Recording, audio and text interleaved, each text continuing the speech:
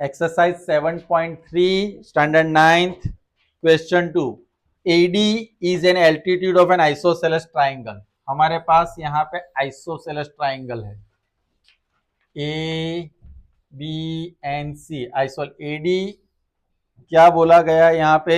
Altitude. Altitude यानी क्या बनाता है?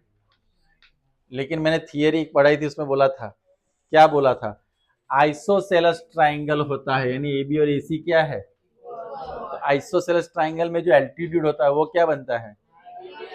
मीडियन बनता है। लेकिन अब हम इसमें क्वेश्चन पढ़ते हैं in which A B equal so that A D bisect B C. लेकिन हमें तो प्रूव करना है कि ए डी इस दोनों को बाइसेक करेगा, इसलिए हमारा जो रूल्स है रूल्स तो है लेकिन यहाँ पे डायरेक्टली यूज क्यों नहीं कर सकते? क्योंकि वो तो हमें प्रूव करना है। Are you getting my point? लेकिन आपको टेक्निकली पता है altitude become median in isosceles. Okay, next AD bisect angle A B लिखना है। अब हमारे पास पहले हमने ट्राइंगल लिखा था ऐसे कुछ ए बी एन, उसमें क्या था? ए बी इक्वल टू क्या था? अब इधर देखो बेटा, ए बी के सामने क्या आएगा और ए सी के सामने क्या आएगा? अगर मैं ए सी बी जो है ए सी बी उसको मैं क्या लिख सकता हूं? ए सी डी लिख सकता हूं। लिख सकता हूं ए सी डी। क्यों लिख सकता हूं?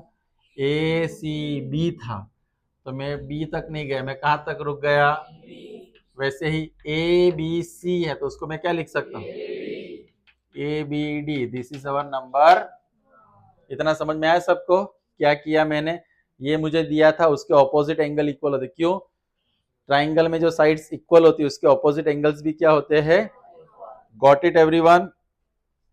अब मुझे कौन सी दो ट्राइंगल लेने हैं, कोई बता सकता है? Triangle A B D and triangle A C D. उसमें पहले तो A B equal to okay, इसमें हम क्या लिख सकते हैं? चलो तो आप लोग ने, मुझे ये भी इक्वल दिख रहा है। A D equal to A D क्या है? और ये भी है 90 डिग्री। तो सर आपने ये क्यों हम लोगों को परेशान किया? ऐसा हो जाएगा ना, क्योंकि हमारा क्या होगा? A D B is equal to वो क्या है? 90 डिग्री। तो क्या हो गया? ट्राइंगल एबीडी कॉन्ग्रुएंट ट्राइंगल क्या होगा? ये राइट एंगल है, ये साइड है, हाइपोटेनियस है, तो कौन सा रूल होगा? चलो आरएचएस हो गया। तो मैं क्या लिख सकता हूँ? बीडी इक्वल टू क्या होगा? It is CP. क्लियर हुआ?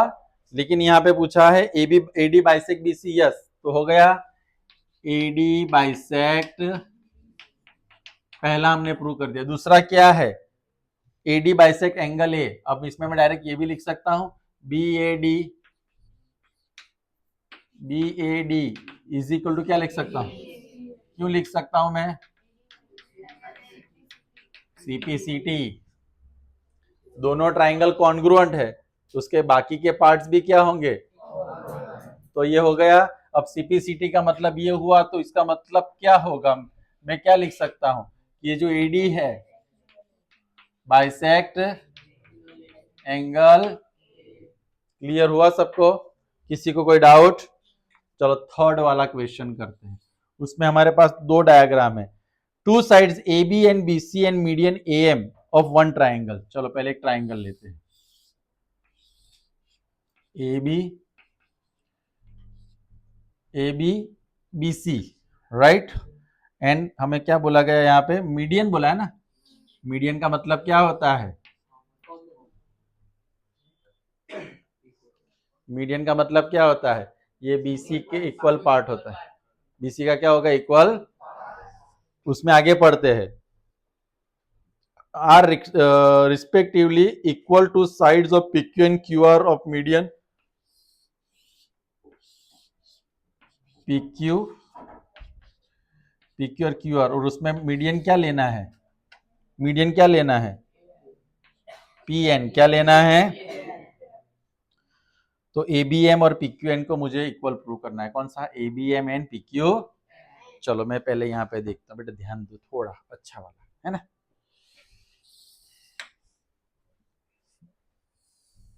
मीडियन में मैं यहाँ पे 90 डिग्री लिख सकता हूँ?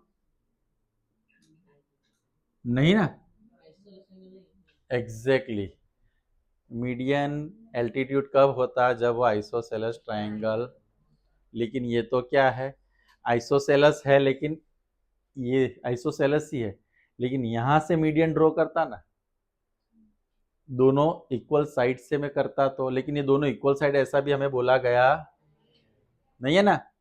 आपको समझ में आ रहा है? यहाँ पे इक्वल क्या है पता है? A B equal to P Q है। ए बी इक्वल टू क्या है? दूसरा बी सी इक्वल टू क्या है? बी सी इक्वल टू क्या है? और तीसरा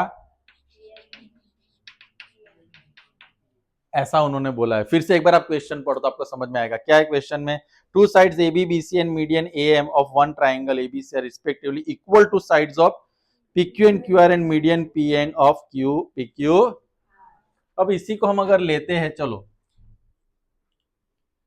ए बी, राइट, ए बी और पी क्यू सेम है, पहला ले लिया। दूसरा बी सी पूरा है, लेकिन मुझे तो ये वाला ट्राइंगल लेना है बेटा, मुझे ये वाला दोनों ट्राइंगल लेने हैं, तो मैं पूरा बी सी और क्यू आर का यूज नहीं कर सकता ना, अभी नहीं कर सकता, मैं करूंगा लेकिन पुष्पा हूं मैं भी।